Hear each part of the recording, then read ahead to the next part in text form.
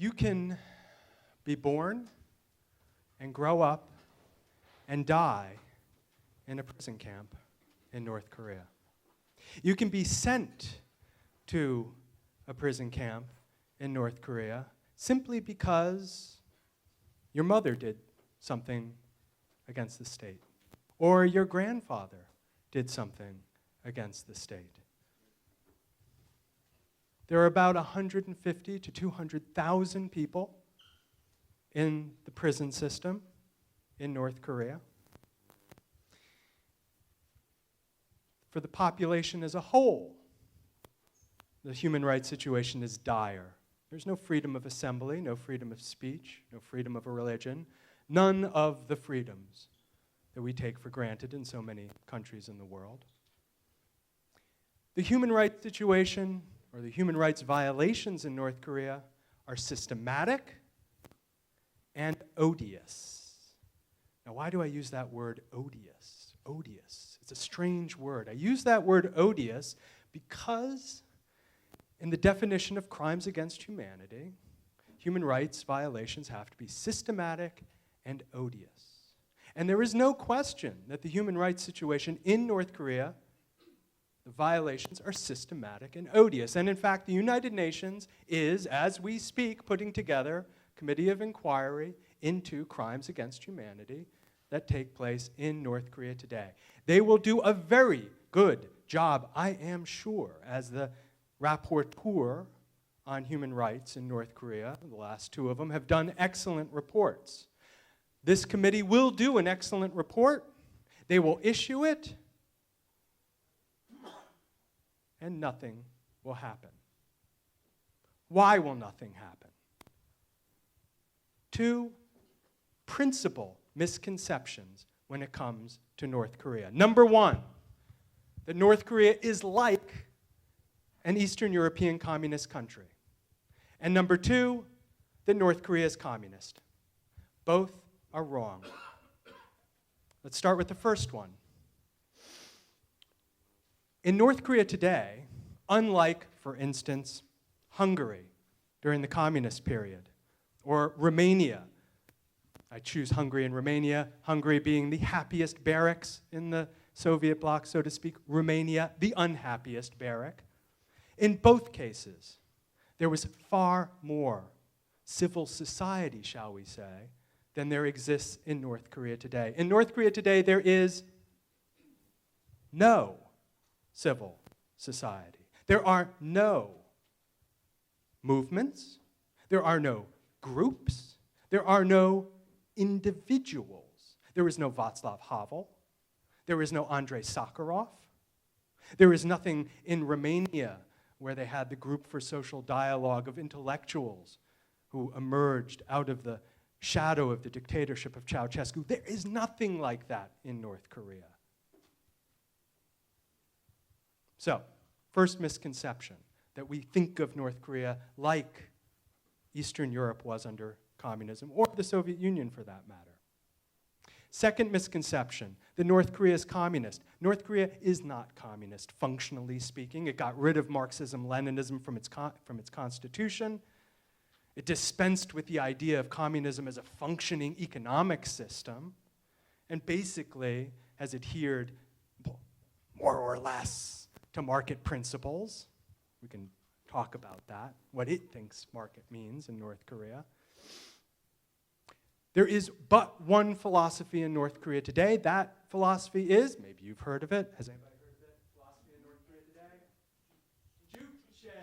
Juche. Juche literally means self-reliance. What it really means, functionally speaking, is nationalism. Don't mess with us. Sovereignty is the most important thing. We have the sovereign right to do whatever we want. Build a nuclear weapon, put 150,000 people into a prison camp. That is our sovereign right. You complain, you, the United Nations, you, the United States, you, the European Union, you are violating our sovereignty. That is our philosophy in North Korea, the philosophy of nationalism, not communism. Okay? So, these are the two major misconceptions. Now, why will this committee of inquiry on crimes against humanity not work? This is the classic name and shame strategy. You name the problem, you shame the country. Well, we've done a lot of great naming. We've done practically 40 years of naming the problem in North Korea. Has there been any shame? Zero shame.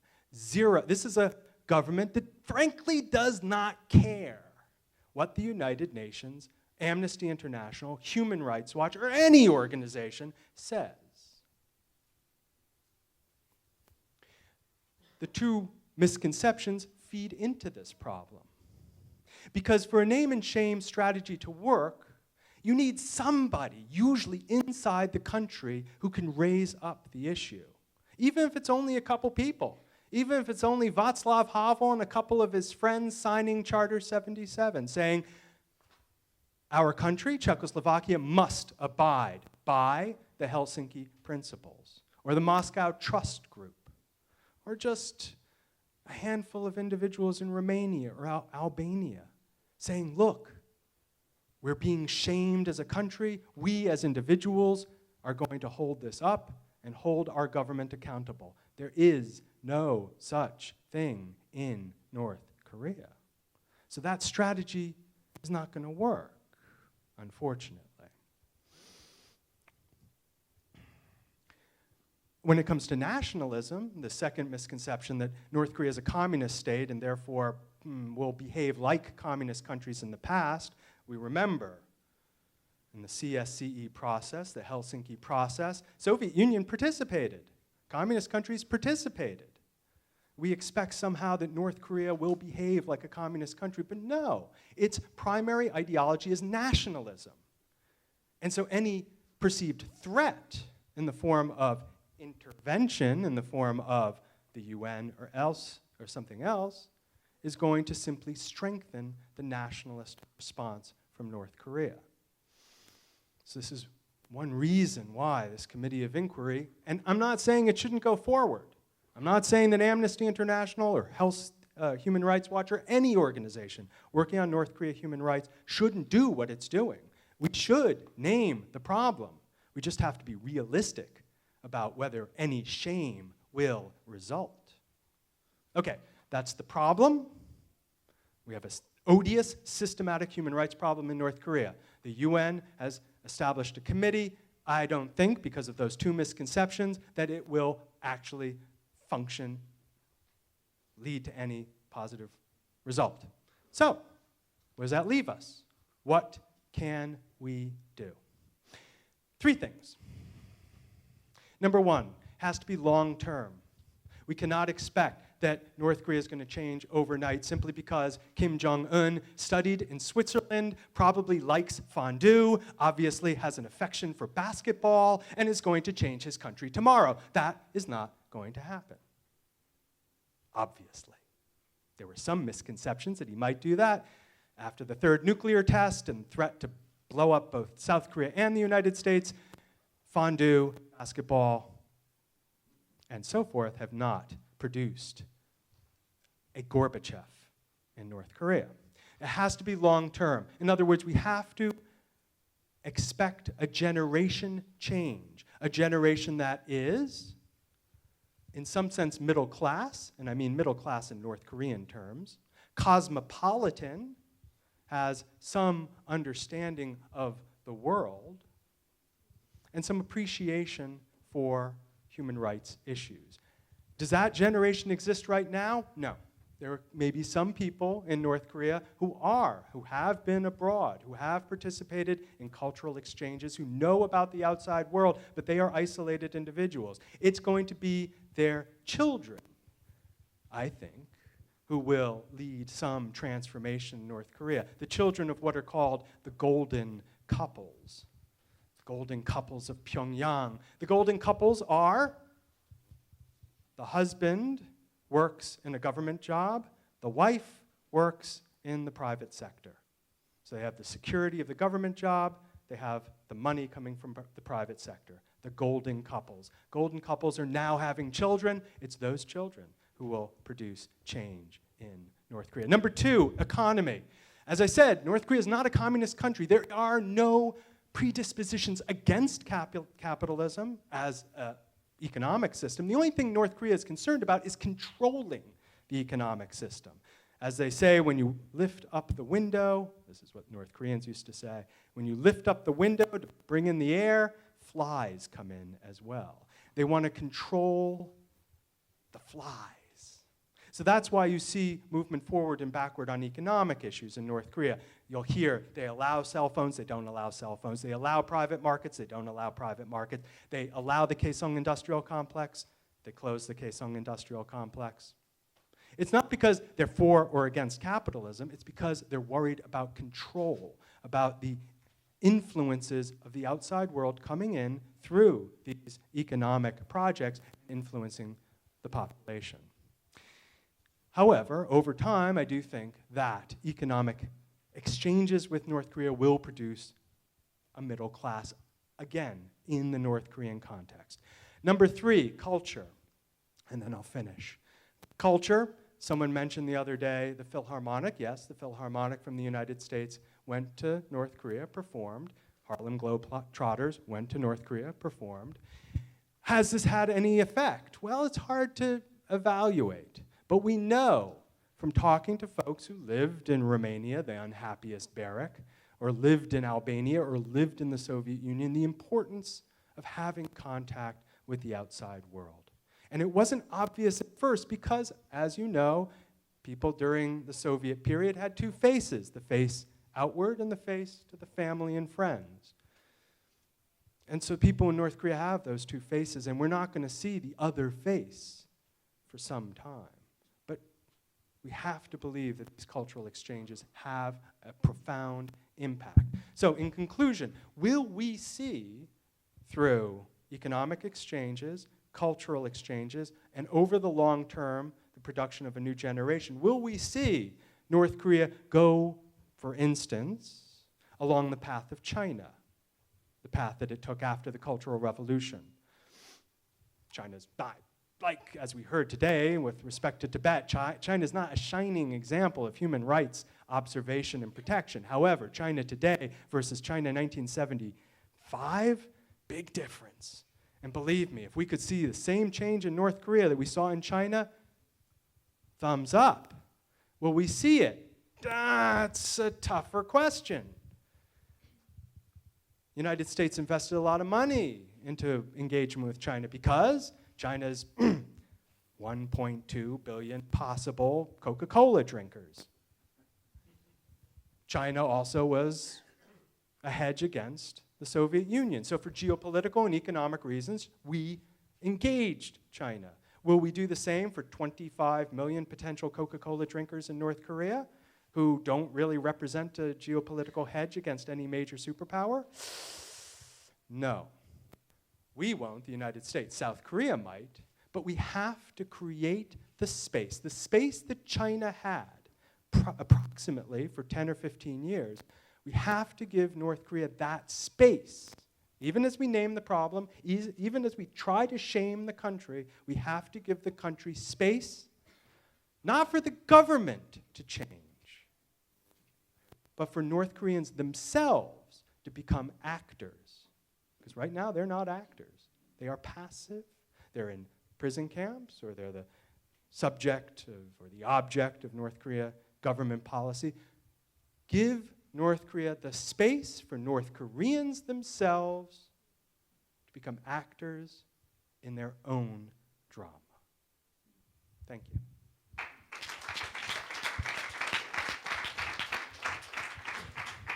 Thank you very much. It is there for you to react on this excellent presentation. We have learned a lot of what we didn't know, or we have been having wrong ideas about North Korea. It's very important that you brought this case to this audience, to the Institute for Cultural Diplomacy. So please, the floor is yours. Yes, Gregory.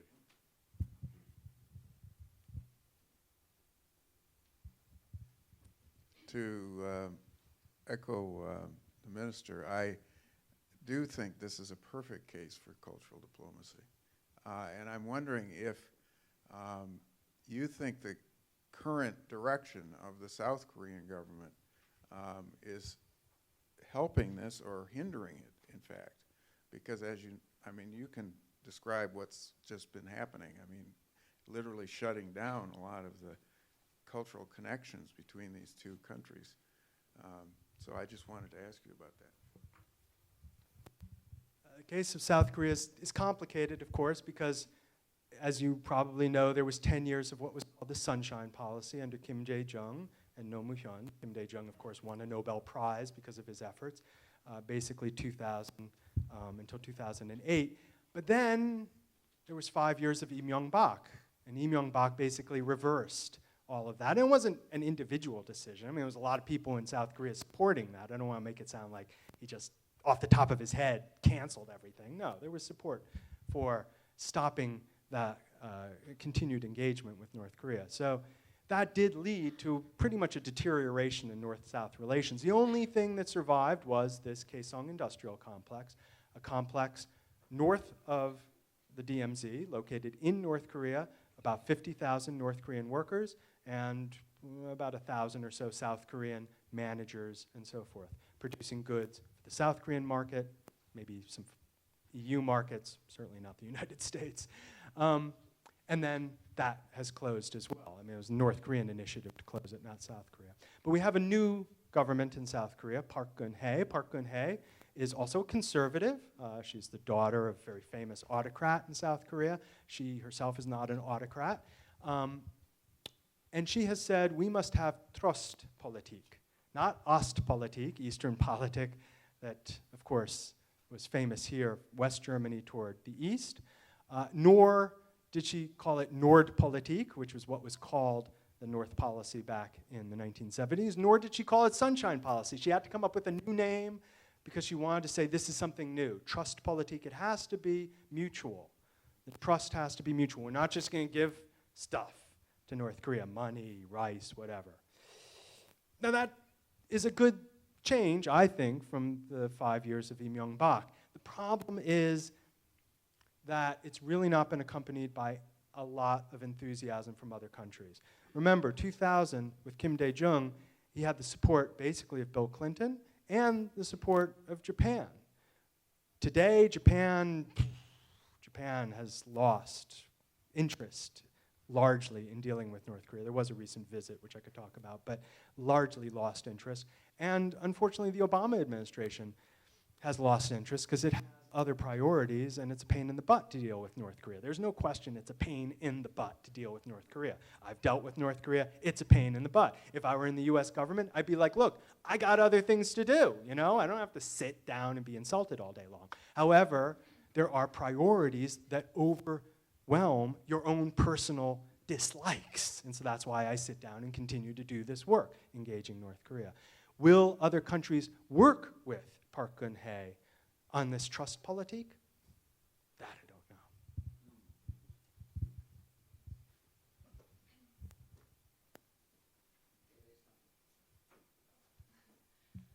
Good afternoon.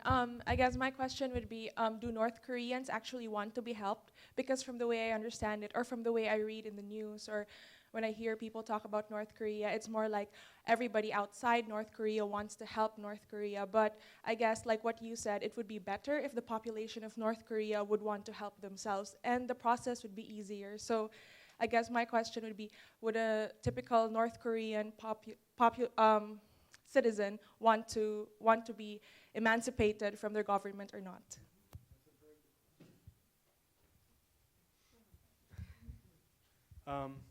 First of all, I've been to North Korea 3 times. If I talk to any ordinary North Korean citizens, no. I mean, you're very controlled on your trip. I talked to my driver, and I can speak Korean, I can talk to folks, but it wasn't like I had that opportunity.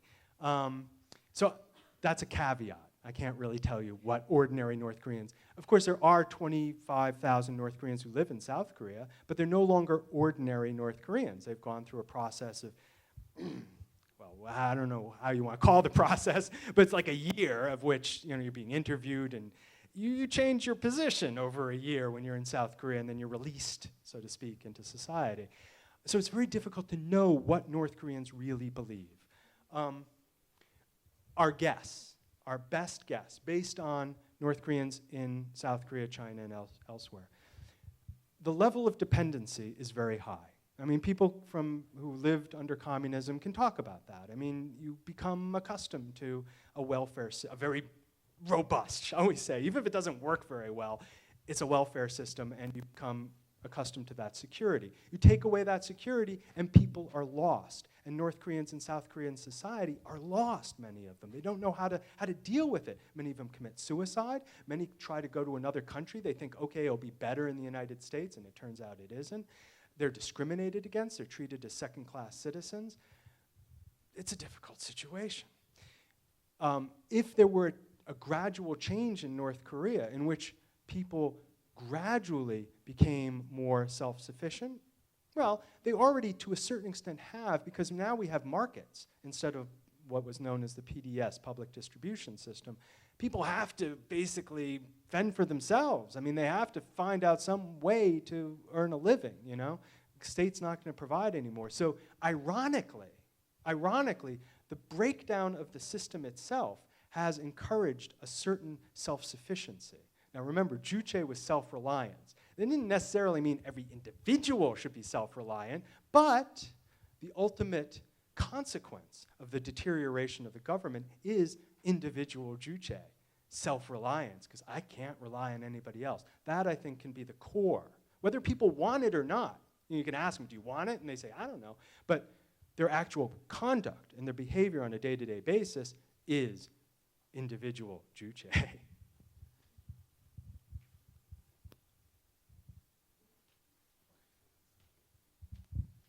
Hi, I'm Hanna Ajola from Finland, and first of all, I want to thank you for your excellent presentation. But due to the fact that civil society is quite missing from the North Korea, do you see any possibilities for cultural diplomacy to work? Is there anyone to work with and to have any kind of cultural diplomatic ties? And my second question would be that how about tourism? Do you support tourism to North Korea, or is it just, you know, a wrong way to support the country? Or is there possibilities that tourists might give some insights to North Koreans and maybe, you know, help to speed up the change? Thank you. Okay, so first question is partners in North Korea. I'll give you a very concrete example. People working on disability issues.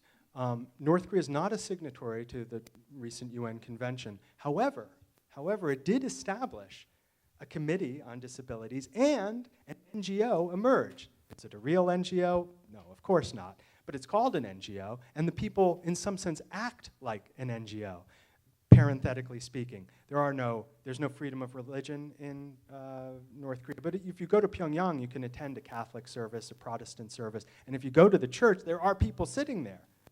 Everybody says they're not really religious. You know, they've just been put there by the government to make it seem like there's an actual church.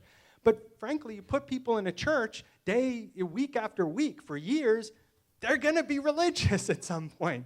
That's my sense about this NGO. Okay, they're not really NGOs, but if they function like NGOs day after day, something seeps in after a while. And this disability NGO, it's gone and visited, you know, centers in Western Europe. It's brought that experience back. It's created something that's not exactly governmental. And that is just one example of several that you can point to in the agricultural realm, in the cultural realm, in the economic realm of North Koreans who are not really NGOs, they're not really business people, they're not really, you know, Frank Zappa type musicians, but they are acting autonomously to a certain extent. And the more they can do that, the more they learn how to do that, and the greater the space around them as individuals and groups grows. The second question was, again, tourism. Do I support it? I don't really think the tourists themselves have any meaningful contact with North Koreans, average North Koreans, to go back to the previous question. But any contact with North Koreans, as far as I'm concerned, is good. We don't really know the impact of that. We know that folks in North Korea watch South Korean television on DVDs that have been smuggled in by China at great risk. We know they listen to the music. We know that this stuff does get in there. And we know that tourist connections, even if it's just tourist connections with official people, eventually will have an impact. Because who's going to change North Korea? Is it going to be, and I have to be brutally honest with you here, is it going to be someone who is in the provinces, who's never had any connection with the outside world? Or is it going to be nomenclatura, who's 26 years old, who's new nomenclatura, but nomenclatura, all privileged position? That person is going to play a key role in any transformation. We're going to have to engage that person to make sure he goes in the right direction and not the wrong direction. So yes, even tourism, in my opinion, can do that, but we have to be really realistic about what the tourism is for. It's mostly for the tourists who want, to see North Korea before it changes, and not for the transformation. But I know a number of people who run the tourism agencies, and because of their tourism, they themselves actually have very important connections inside North Korea. They have greater freedom to meet with people, and in some strange way, the tourism functions as a kind of connection for the tour operators to have influence inside the system, even if the tourists themselves have no influence at all.